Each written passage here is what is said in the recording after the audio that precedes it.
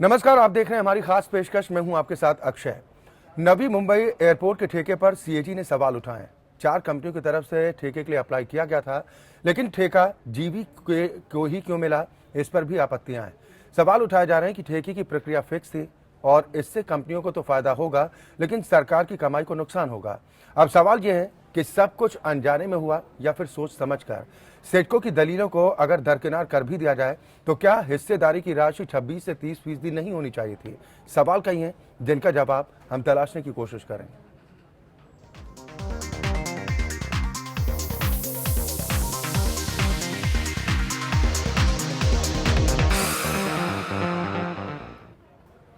Navi Mumbai airport के लिए निर्माण कार्य इस साल मानसून के बाद तेजी पकड़ेगा। खबरों के मुताबिक एयरपोर्ट का निर्माण करने वाली मुंबई इंटरनेशनल एयरपोर्ट कंपनी यानी MIAL को पर्यावरण विभाग से दूसरे चरण की मंजूरी मिल गई।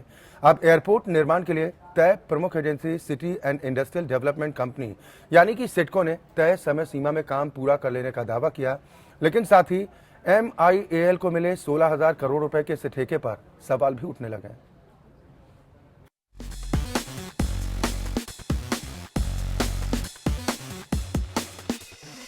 मुंबई हवाई अड्डे पर लगातार बढ़ रहे बोझ को कम करने के इरादे से नवी मुंबई में एयरपोर्ट बनाने का निर्णय लिया गया था। नवी मुंबई एयरपोर्ट का पहला रनवे और टर्मिनल बनाने के बाद सालाना करीब 1 करोड़ मुसाफिर यहां से हवाई यात्रा कर सकेंगे।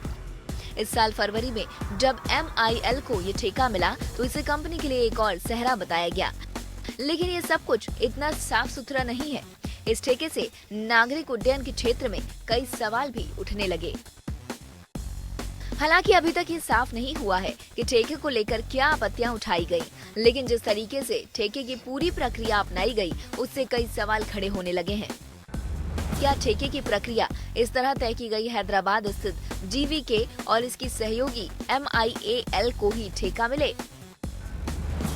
यही नहीं, क्या सालाना आमदनी में महज 12.6% हिस्सेदारी को मंजूर कर पब्लिक प्राइवेट पार्टनरशिप के तहत क्या city and industrial development company यानी सिडको को नुकसान हुआ है? जानकारों का मानना है कि सिडको को इसमें घाटा ही हुआ है। एक बात आपको जाननी होगी कि जो भी प्रक्रिया होगी वो लोगों के बीच में आएगी। आप एक देख लीजिए कि जिस वक्त हमारी नई सरकार आई तो उन्होंने 3 लाख तक की जो भी टेंडर्स होते हैं उस पहले 25 से 50 लाख के टेंडर बुलाए जाते हैं, लेकिन हमने उसको नीचे करवाया और 3 लाख के कामों को भी हम टेंडर निकालने के लिए कहा गया। और ऐसी परिस्थिति में अगर आपका ये आरोप है कि टेंडर निकाले बगैर इस प्रकार से MIL और JVK को दिया गया तो ये आरोप बेबुनियाद है। इसकी वजहें भी हैं। इससे पहले एयरपोर्ट निर्माण में निजी कंपनियों की भागीदारी वाली परियोजनाओं में आमदनी में हिस्सेदारी सिडको के साथ हुए करार से कहीं ज्यादा रही है। GMR की अगुवाई में दिल्ली इंटरनेशनल एयरपोर्ट से होने वाली सालाना आमदनी में एयरपोर्ट अथॉरिटी ऑफ इंडिया की हिस्सेदारी 45.99% है। GVK की ओर से संचालित MIAL में एयरपोर्ट अथॉरिटी ऑफ इंडिया की हिस्सेदारी 38.7% है। गोवा में बन रहे दूसरे हवाई अड्डे में GMR 36.99% आमदनी बांट रहा है। हालांकि नवी मुंबई एयरपोर्ट का निर्माण शून्य से होगा, यानी अभी वहां केवल जमीन है, लेकिन बनने के बाद ये दुनिया की सबसे बड़ी ग्रीनफील्ड परियोजनाओं में से एक होगा और यहां से सालाना करीब 6 करोड़ यात्री सफर करेंगे। फिलहाल भारत का सबसे बड़ा एयरपोर्ट दिल्ली है और सालाना करीब 5.7 करोड़ यात्री यहां से सफर करते हैं। इन आंकड़ों से साफ है कि नया एयरपोर्ट क्षमता में बाकियों से कम नहीं होगा, लेकिन आमदनी के मामले में सिडको को नुकसान हुआ है। मुझे नहीं मालूम, मैंने सब स्टडी नहीं किया है कि जो नवी मुंबई एयरपोर्ट डेवलप करेगा उसको सिडको को कितना % रेवेन्यू देना है और वो टेंडर में क्या शर्तें हैं, उन शर्तों का कितना उल्लंघन हुआ, मुझे इसकी जानकारी नहीं है। लेकिन अगर टेंडर की शर्तें हैं तो उन शर्तों का पालन होना चाहिए, मुझे ऐसा लगता है। सवाल ये है कि ये सब कुछ अनजाने में हुआ है या फिर सोच समझकर। एयरपोर्ट अथॉरिटी ऑफ इंडिया के सूत्रों के मुताबिक सिडको की दलीलों को दरकिनार भी कर दिया जाए तो हिस्सेदारी की राशि कम से कम 26 से 30% तक होनी चाहिए थी। पूरी तरीके से ऑपरेशनल होने के बाद इस हवाई अड्डे से निजी कंपनी को हजारों करोड़ रुपए की आय होगी। सूत्रों के मुताबिक लगातार कम आमदनी की वजह से CAG की ओर से आपत्ति उठना स्वाभाविक है। वैसे भी PPP मॉडल के तहत बने दिल्ली और मुंबई के मौजूदा एयरपोर्ट पर CAG आपत्तियां उठा चुका है। Bureau report APN। Navi Mumbai airport के निर्माण से पहले सवाल ये उठ रहे हैं कि आखिर ऐसा क्या हुआ कि ठेका जीवीके को ही मिला, जबकि 4 कंपनियों ने बोली लगाई। करीब 16,000 करोड़ रुपए का ये ठेका इसी साल फरवरी में दिया गया है।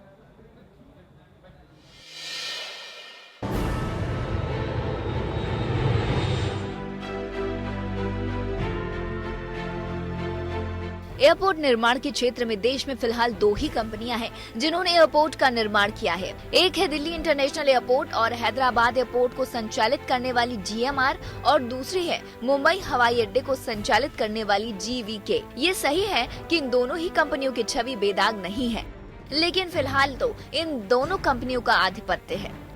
ऐसे में नवी मुंबई एयरपोर्ट का ठेका आखिर जीवीके की झोली में कैसे आया? City and industrial development company यानी सिडको ने फरवरी 2014 में नवी मुंबई एयरपोर्ट के लिए वैश्विक टेंडर जारी किए थे। कंपनी को 9 प्रस्ताव मिले थे, इनमें से 4 कंपनियों का चयन किया गया। ये थी टाटा रियलिटी इंफ्रास्ट्रक्चर और फ्रांसीसी कंपनी विंसी कंसेशंस का संयुक्त उपक्रम मिया इंफ्रास्ट्रक्चर, GMR समूह, जीवीके की अगुवाई वाली मुंबई इंटरनेशनल एयरपोर्ट कंपनी यानी MIAL और हीरा नंदानी डेवलपर्स और ज्यूरिख एयरपोर्ट का कंसोर्टियम। लेकिन 2016 के मध्य तक टाटा, GMR और हीरा नंदानी ने अचानक परियोजना से बाहर निकलने का फैसला किया। GMR ने आधिकारिक वजह बताई कि उनका इसी एयरपोर्ट से जुड़े कार्य में जीवीके से करार है, इसलिए ये हितों का टकराव होगा। टाटा समूह इस वजह से बाहर हो गया कि ठेके की कुछ शर्तें मान्य नहीं थी और जमीन के कुछ हिस्सों पर कब्जा बरकरार था। हीरा नंदानी ने कहा कि उनकी सहयोगी ज्यूरिख एयरपोर्ट इच्छुक नहीं है क्योंकि लागत बढ़ गई है। मुझे ऐसा लगता है कि ओसी भ्रष्टाचार का एक उदाहरण है और MIL कंपनी जो है उसके बारे में कैग की भी जो रिपोर्ट है वो रिपोर्ट भी इसी तरफ डायरेक्शन कर देती है। तो मुझे लगता है कि ये यूपीए सरकार के भ्रष्टाचार का एक और उदाहरण है। ऐसे में जीवीके ही अकेली कंपनी रह गई, लेकिन सूत्रों के मुताबिक इन कंपनियों के बाहर होने की असल वजह ठेके की कुछ शर्तें थीं। ठेकों की शर्तों में इनकार का पहला अधिकार नियम था जो कि जीवीके के हक में था। इसके तहत नियम था कि अगर किसी कंपनी ने 10% से ज्यादा बोली लगाई तो भी जीवीके को अधिकार था कि वो अपनी बोली बढ़ाकर उसके बराबर कर ले। इस तरह की शर्तों के साथ बाकी कंपनियों को कोशिश करना ही व्यर्थ लगा होगा। सिडको ये ठेका उसी वक्त जीवीके को दे सकता था, लेकिन महाराष्ट्र सरकार में इसे लेकर खलबली थी और ये डर भी था कि कहीं एक ही कंपनी के साथ पक्षपात करने का आरोप न लगे। ऐसे में बोली लगाने की अंतिम तारीख 9 जनवरी 2017 से बढ़ाकर 25 जनवरी 2017 कर दी गई। लेकिन कोई नई कंपनी नहीं आई तो अंतिम तारीख एक बार फिर बढ़ाकर 13 फरवरी कर दी गई। डेडलाइन की अंतिम तारीख को अचानक GMR ने अपनी बोली लगाई। सूत्रों के मुताबिक GMR पर इसके लिए दबाव डाला गया ताकि ये लगे कि ठेके की प्रक्रिया में पारदर्शिता है, लेकिन GMR आमदनी में महज 10.44% हिस्सेदारी दे रही थी। इसीलिए ठेका जीवीके को दे दिया गया क्योंकि वो 12.6% हिस्सेदारी दे रही थी। इसके बाद पिछले साल गोवा एयरपोर्ट के लिए जीवीके ने कोई बोली नहीं लगाई और ठेका GMR को मिल गया। आमदनी में कम हिस्सेदारी के लिए सिडको का कहना है कि नवी मुंबई एयरपोर्ट परियोजना में जोखिम ज्यादा है क्योंकि वहां एयरपोर्ट का कोई बुनियादी ढांचा मौजूद नहीं है। अब सवाल यही है कि क्या सिडको बेहतर हिस्सेदारी के लिए कोशिश कर सकता था? यही नहीं, इस बात की भी कोई गारंटी नहीं है कि दिल्ली और मुंबई एयरपोर्ट में PPP में जिस तरीके के उल्लंघन हुए हैं वैसे नवी मुंबई एयरपोर्ट परियोजना में नहीं होंगे। Bureau report APN।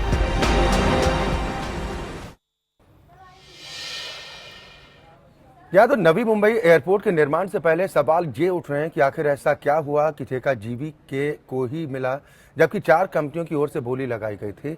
करीब 16,000 करोड़ रुपए का ये ठेका इसी साल फरवरी में दिया गया, लेकिन अब कई आपत्तियां भी इसमें बताई जा रही हैं। 2 खास मेहमान इस पर चर्चा के लिए हमारे साथ जुड़ गए हैं। सबसे पहले अपने दर्शकों की मुलाकात अपने खास मेहमानों से। मेरे साथ editor in chief India legal Inderjeet Badwar साहब जुड़े हैं, साथ ही वरिष्ठ पत्रकार अजीत पिल्लई साहब हैं। बहुत स्वागत है सर आप दोनों का हमारे साथ इस कार्यक्रम में शामिल होने के लिए। शुरुआत इंद्रजीत से ही मैं आपसे ही करना चाहूँगा। नवी मुंबई एयरपोर्ट के ठेके पर अब जिस तरह से आपत्तियाँ उठाई गई हैं, कैसे देखते हैं इसको? देखिए, ये स्टोरी हमने अपने लेटेस्ट इशू इंडिया लीगल में ये कवर पे छापी है, जी क्योंकि इन बातों को जिस तरह से कॉन्ट्रैक्ट्स दिए जाते हैं उनको हम लोग बहुत अहमियत देते हैं। और मैं इसमें इस वक्त एनडीए की या यूपीए सरकार की जिम्मेवारी पर कोई टिप्पणी नहीं दूंगा, क्योंकि ये जो टेंडरिंग प्रोसेस होते हैं ये काफ़ी लंबे चौड़े होते हैं। अगर टेंडरिंग में हम सब जानते हैं हिंदुस्तान में, जैसे कोल स्कैम हो चाहे और कोई स्कैम हो, ये चले जाते हैं और बहुत सालों से टेंडर ये दिए जाते हैं, उसके बाद लोग विड्रॉ कर देते हैं, उसके बाद वो आरएफपी जो होता है, रिक्वेस्ट फॉर प्रपोजल जो जिसको कहते हैं, उसको कभी फिक्स किया जाता है। और कौन सी सरकारें कब छोड़ गई और किस सरकार ने उसका फ़ायदा उठाया या किस सरकार के किस अधिकारी को इसमें फ़ायदा मिला, इस वक्त हम कह नहीं सकते। बट एक बात तो ज़रूर है कि जो हमारी इन्वेस्टिगेशन है इंडिया लीगल की, वो अभी भी जारी। इतना ज़रूर मैं कहूँगा एक विस्तृत रूप में कि देखिए, जो प्राइवेटाइजेशन ऑफ एयरपोर्ट जो है वो एक सकारात्मक कदम है, क्योंकि इस वक्त तो एयरपोर्ट अथॉरिटी ऑफ इंडिया पे सब पूरी मोनोपोली थी एयरपोर्ट्स पे, और आप एयरपोर्ट्स का हाल देख रहे थे कि क्या था, बुरा हाल था। और बाहर से विदेश के लोग जो है यहाँ आते थे, और यहाँ के इंटरनल ट्रैवलर्स भी जो हमारे हैं, लोकल टूरिस्ट भी हैं, बहुत कोई सुविधाएं नहीं थी, गंदगी थी और कोई एफिशिएंसी नहीं थी। तो इसमें कोई शक नहीं है कि एफिशिएंसी बढ़ी है। और बाहर के लोगों ने भी, चाहे जीएमआर को देखें यहाँ पर दिल्ली में, और हैदराबाद को देखें, बेंगलोर को देखें, और मुंबई को देखें, तो इसमें लोगों को गर्व होता है कि भाई ये एयरपोर्ट अच्छे बनाए गए हैं। तो उस पर हम नहीं कहे, हम मेन चीज़ ये कह रहे हैं कि कोई चीज़ आपको अगर बाहर से अच्छी दिखे और अंदर से जो वो इमारत खड़ी की है जी, वो अंदर से उसमें कोई समझिए कि कोई शक है कि किस तरह से वो इमारत खड़ी की गई है, हम उस पर कह रहे हैं कि ये हिंदुस्तान की जो आर्थिक स्थिति है उसके लिए इसमें फ़ायदा है या इसमें हमारी गवर्नमेंट को किसी न किसी तरह से चोट पहुंची है। क्योंकि अब देखिए, ये जो 4 एयरपोर्ट्स हैं, इनमें 60% ऑफ पूरा जो ट्रैफिक जो है, 60% ट्रैफिक तो इनमें ही है। अब ये 4 एयरपोर्ट जो हैं 2 कंपनी ने कैप्चर कर दिए। आप देखिए कि दिल्ली और हैदराबाद एक कंपनी के हाथ में है, और नवी मुंबई जिसकी स्टोरी अभी लिखी है, जिसमें मेरे साथी अजीत पिल्ले साहब, हमारे बहुत सीनियर एडिटर जो हैं, उन्होंने काफ़ी इस पे दम लगाया है स्टोरी पे। और ये 2 एयरपोर्ट इनके हाथ में। अब छोटे जो एयरपोर्ट से आएंगे, अगर आप ये भी कहें कि हमने किसी को मोनोपोली नहीं दी है, अब मुझे तो ये दिख रहा है कि एक मोनोपोली जो है, जो गवर्नमेंट की मोनोपोली थी, एयरपोर्ट अथॉरिटी की मोनोपोली, वो मोनोपोली किसी और के हाथ में दी गई है। अच्छा, अगर मोनोपोली आप देते भी हैं तो सरकार को तो कुछ फायदा होना चाहिए ना।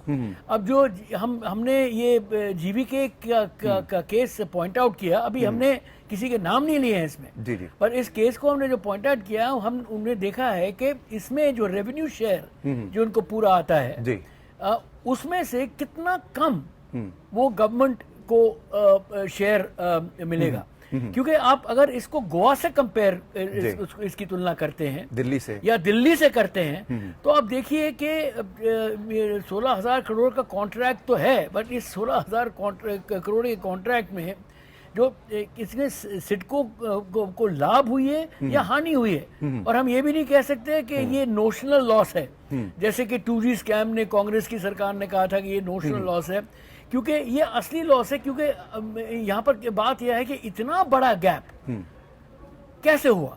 और ये जो 4 कंपनियां जो थी, जब अभी आपने जिक्र किया था 4 कंपनियों का, टाटा थे, कोई छोटे मोटे तो है नहीं ये लोग, और उनमें फ्रांस की कंपनी थी, और फिर हिरदनानी, मैं शायद प्रोनाउंस नहीं कर रहा करेक्टली, तो ये कोई, और उसके बाद गोवा में से मेरे ख्याल में GMR फिर आया इस कॉन्ट्रैक्ट में, और फिर इस कॉन्ट्रैक्ट से निकल गए, तो एक ही कंपनी रह गई थी। ये कैसे हुआ, ये आप हमारी स्टोरी पढ़ेंगे तो इसकी डिटेल उसमें है। और गोवा का जो कॉन्ट्रैक्ट है उसके लिए एक कंपनी ने बिड किया दूसरी कंपनी से। ऐसा लग रहा है कि ये 2 कंपनियां एक दूसरे से हाथ मिला रही थी कि आप अपना हिस्सा यहाँ ले लीजिए, हम अपना हिस्सा यहाँ। बिल्कुल, और सवाल इसी बात को लेकर उठ रहे हैं कि कम कमाई पर आखिर सरकार मान कैसे गई है। हालांकि इंडिया लीगल ने इस खबर पर सबसे पहले रिपोर्टिंग करते हुए इस सच को उजागर करने का काम किया है। हालांकि अभी भी कई तथ्य हैं जिन पर आप लोग लगातार अपनी नज़र भी बनाए हुए हैं। अजीत पिल्लई साहब, जो सवाल उठ रहे हैं कि आखिर जो कम कमाई उस पर सरकार कैसे हामी भर देती है, राजी कैसे हो जाती है, कंपनियों को फ़ायदा तो जितना होना चाहिए वो तो हो रहा है, लेकिन सरकार अपनी राजस्व पर इस तरह से हामी भर देती है, मान जाती है। नहीं, देखिए, इसमें ये कहा जा रहा है और एयरपोर्ट्स अथॉरिटी और सिविल एविएशन मिनिस्ट्री में लोग इंडिया लीगल का टीम को बताया जी कि अगर सिडको ने प्रॉपर टेंडरिंग किया और ये डिसीशंस को बाकी सब लोगों को इन्वॉल्व किया होता तो करीब 25 to 30% रेवेन्यू शेयरिंग होता जी, पर वो नहीं हुआ और लगता है कि पूरा मैनिपुलेट किया गया है, क्योंकि ये साफ नहीं निकला है कि ये बाकी जो 4 में से 3 कंपनियां क्यों हट गई, और ये भी साफ नहीं निकला कि जीएमआर ने बोला कॉन्फ्लिक्ट ऑफ इंटरेस्ट है, उनका एक सब्सिडरी कंपनी और जीवी के साथ टाई अप है नवी मुंबई एयरपोर्ट में, इसलिए वो पहले विड्रॉ किया जी और सडनली लास्ट मिनट में वापस फिर से आ गए। ये क्यों हुआ, इसका भी कोई एक्सप्लेनेशन नहीं है। ये जो फील्ड में काफ़ी सीक्रेसी भी होती है, क्योंकि ये एयरपोर्ट अभी काफ़ी नए एयरपोर्ट्स भी आ रहे हैं।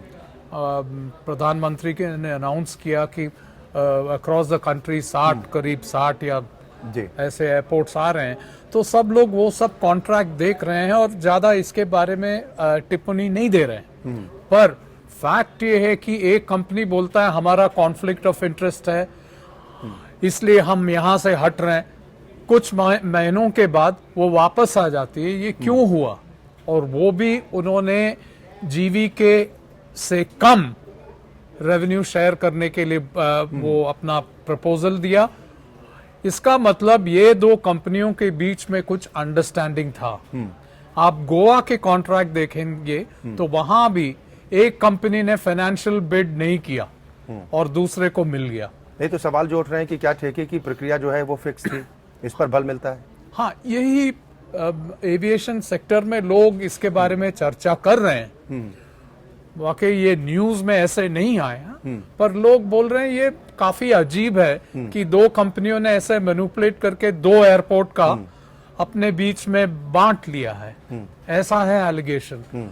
और आप देखिए जो दिल्ली एयरपोर्ट में इन्होंने 49% ऐसे कुछ रेवेन्यू दे रही है जीएमआर, पर वहां भी कैग ने देखा कि duty free air shops, airport के अंदर जो शॉपिंग कॉम्प्लेक्सेस हैं, होटल्स हैं, उसका पूरा अकाउंट फर्जी अकाउंट्स हैं जी, और उसमें काफी उन्होंने डिस्क्रिपेंसी देखी कि जितना रेवेन्यू आया उसको अकाउंट नहीं किया गया, और उसके बारे में कैग ने पहले ही बताया। और जब 2006 में, और एक बहुत इंपॉर्टेंट पॉइंट ये है कि जब दिल्ली एयरपोर्ट में इन्होंने ठेका ले लिया, कॉन्ट्रैक्ट उनको मिल गया और उन्होंने एक रेट फिक्स किया, उसके बाद उन्होंने बोला कि कॉस्ट बहुत बढ़ रहा है, डिले हो रहा है, तो और भी पैसा चाहिए डेवलपमेंट के लिए।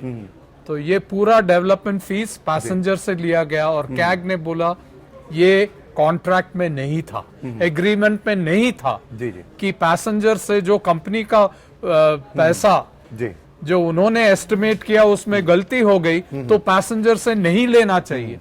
तो ये पूरा एयरपोर्ट प्राइवेटाइजेशन जो यूपीए सरकार के टाइम पे स्टार्ट हुआ और अभी भी चल रहा है, इसका रिव्यू करना चाहिए।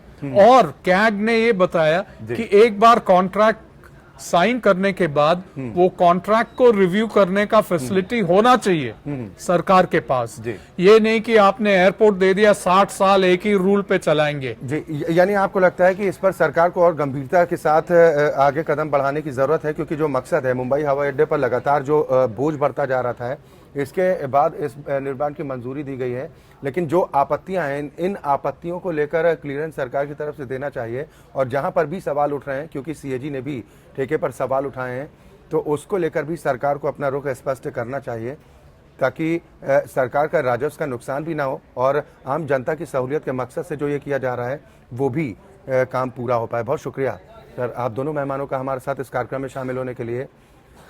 तो नवी मुंबई एयरपोर्ट के ठेके पर सीएजी ने भी सवाल उठाए। 4 कंपनियों की तरफ से ठेके के लिए अप्लाई किया गया था, लेकिन ठेका जीवीके को ही क्यों मिला, इस पर भी आपत्तियां हैं। सवाल उठाए जा रहे हैं कि ठेके की प्रक्रिया फिक्स थी और इससे कंपनियों को तो फायदा होगा, लेकिन सरकार की कमाई को नुकसान होगा। इस पर सरकार को गंभीरता बरतने की जरूरत है।